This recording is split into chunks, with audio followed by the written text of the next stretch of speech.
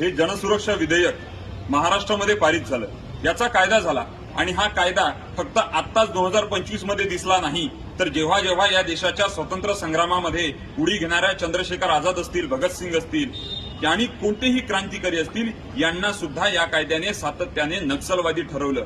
क्रांतिकारी नक्षलवादी झाले, आतंकवादी झाले आणि आज या देशामध्ये जो कोणी विद्यार्थ्यांचे, शेतकऱ्यांचे, मजुरांचे, गोरगरिबांचे, कष्टकऱ्यांचे, पीडितांचे प्रश्न घेऊन आंदोलन करत राहील, त्यांच्या विरोधात सातत्यानं हा कायदा कारवाई करत राहील. आवाज उचलायचा नाही, बोलायचं नाही.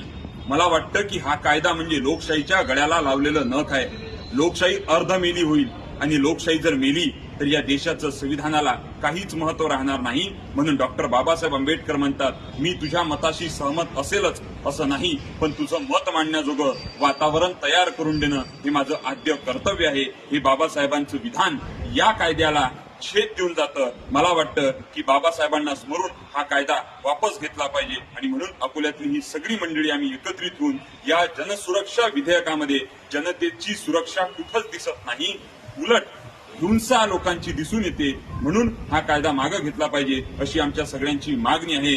जनसुरक्षा कायदा मागे, जनसुरक्षा कायदा मागे, जनसुरक्षा कायदा मागे.